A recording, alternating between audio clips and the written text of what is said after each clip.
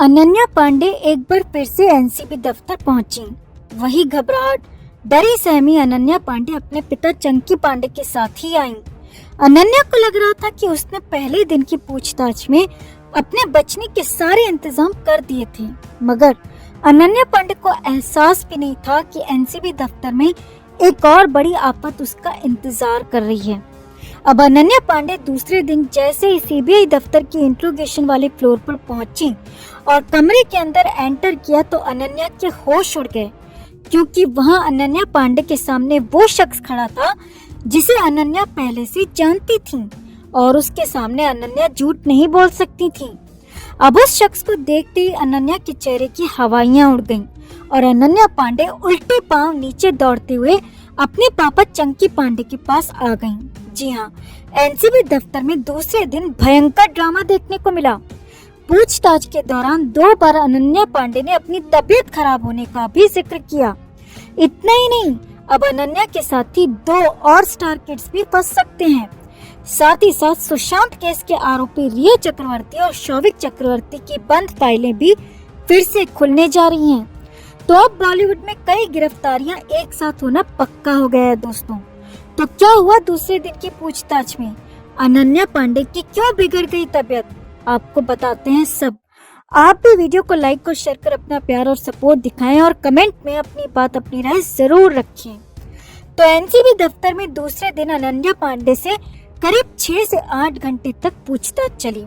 हालांकि अभी अनन्या से ये सारे इंट्रोगेशन किसी आरोपी के तौर पर नहीं हो रहे, बल्कि ये पूछताछ उस ड्रग्स चैट के आधार पर हो रही है जो कि अनन्या पांडे ने आर्यन खान के साथ की थी।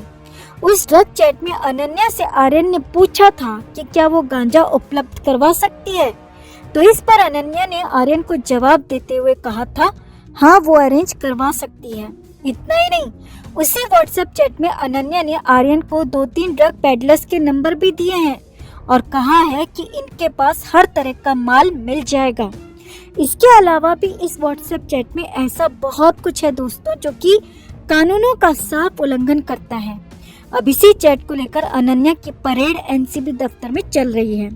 अब पहले दिन अनन्या ने चैट को लेकर एनसीबी के सामने सफाई दी थी कि वो तो आर्यन खान से मजाक कर रही थी, क्योंकि आर्यन उनके बचपन के दोस्त हैं और वो साथ में पढ़ाई भी करते थे और साथ में पार्टी भी करते थे और इसी लिहाज से वो आर्यन से सिर्फ मजाक कर रही थी। अनन्या ने एनसीबी के सामने ये भी कहा था कि ना तो उन्होंने कभी ड्रग खरीदी है और ना ही कभी ड्रग का इस्तेमाल किया है। जी हाँ, अनन्या ने पहले दिन अपने आप को पूरी तरह पाक साफ बताया था। अब अनन्या को लग रहा था कि वो शायद इसे मजाक बताकर एनसीबी से छुटकारा पा लेंगी, मगर एनसीबी तो 2 कदम आगे चलती है दोस्तों। इसीलिए दूसरे दिन की पूछताछ में अनन्या के पहुंचने से पहले ही एनसीबी ने उस ड्रग पेडलर को दफ्तर में बिठा रखा था जिसके जरिए आर्यन ने ड्रग खरीदी थी।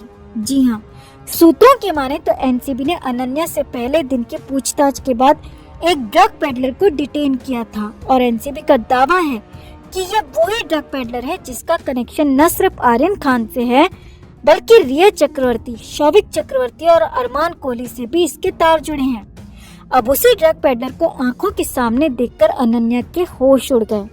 अब बोलने के लिए अनन्या के पास झूठ भी नहीं बचा था, क्योंकि ड्रग पेडलर पहले से ही एनसीबी को सब कुछ बता चुका था।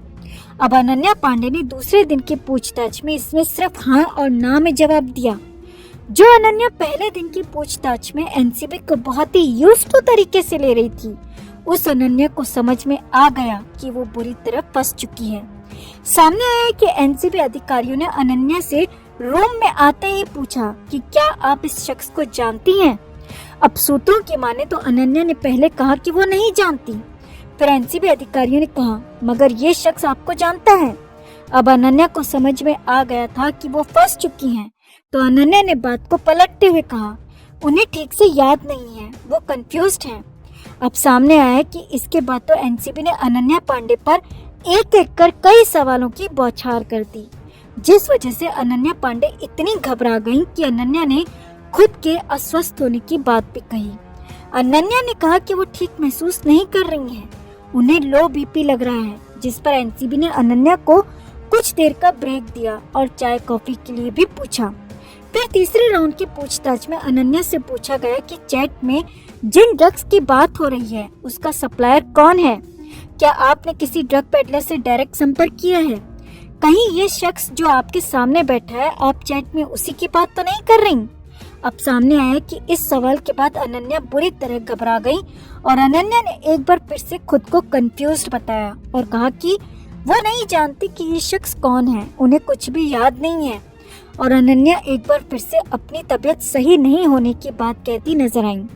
हालांकि एनसीबी टीम अच्छी तरह जानती है कि पूछताछ में कैसी तबीयत खराब होती है, इसीलिए एक बार फिर से अनन्या को 10 मिनट का ब्रेक दिया गया और उसके बाद अनन्या से पूछताछ की गई। अब इसके बाद करीब लगातार 3.5 घंटे बिना रुके एनसीबी टीम ने अनन्या से इंट्रोगेशन की और अनन्या से कई तरह के सवाल किए। अनन्या पांडे के सामने ड्रग पेडलर से भी एनसीबी की टीम ने पूछताछ की। अब इसी पूछताछ में ड्रग पेडलर ने आर्यन के अलावा रिया चक्रवर्ती, शौविक चक्रवर्ती और अरमान कोहली का भी जिक्र किया। मतलब ये सभी आपस में कनेक्टेड हैं और सूत्रों की माने तो अब एनसीबी टीम एक बार फिर से रिया शौविक की भी फाइलें टटोल रही है ताकि उनको भी फिर से रिमांड पर लिया जा सके। अब वैसे तो अनन्या से कई सवाल किए गए मगर अभी तक सारी डिटेल बाहर नहीं आई है और जैसे ही हमारे पास डिटेल बाहर आएगी तो हम आपके साथ जरूर शेयर करेंगे। तो आपका अनन्या पांडे को लेकर क्या कहना है दोस्तों? क्या सच में अनन्या पांडे का उस ड्रग पेडलर से कोई कनेक्शन है? आप भी अपनी राय कमेंट में जरूर रखें और वीडियो को लाइक और शेयर कर अपना प्यार और सपोर्ट भी जरूर दिखाएं। ऐसे ही कोई बॉलीवुड का बादशाह नहीं बन जाता, उसके लिए मेहनत लगती है, लोगों का आशीर्वाद लेना पड़ता है और सबसे बड़ी बात सिर झुकाकर चलना पड़ता है। शाहरुख खान के बेटे आर्यन ड्रग्स केस में पिछले 19 दिनों से हिरासत में है, लेकिन इस मुश्किल वक्त में भी शाहरुख ने हिम्मत नहीं हारी है। कल जब एनसीबी के अधिकारी शाहरुख के घर मन्नत पहुंचे तो वहां कुछ ऐसा हुआ कि खुद अधिकारी भी हैरान रह गए। शाहरुख के घर में नौकरों की कोई कमी नहीं है। शाहरुख के घर एनसीबी के अधिकारी वीवी सिंह अपने कुछ ऑफिसर्स के साथ पहुंचे थे। उन्हें आर्यन से जुड़ा हुआ एक नोटिस देना था और कुछ पेपर वर्क भी करना था। जब शाहरुख को पता चला कि एनसीबी के कुछ अधिकारी आए हैं तो उन्होंने खुद उनका स्वागत किया। शाहरुख ने अधिकारियों को बिठाया और उनसे नाश्ते के लिए पूछा। अधिकारियों ने शाहरुख से कहा कि आर्यन के घर में जो भी इलेक्ट्रॉनिक डिवाइसेस हैं जैसे कि लैपटॉप और मोबाइल वगैरह वो आपको एनसीबी ऑफिस में जमा करानी होंगी। शाहरुख ने कहा कि वो जरूर जमा करवा देंगे। उसके बाद जब एनसीबी के अधिकारी जाने लगे तो शाहरुख ने उन सब की तारीफ की।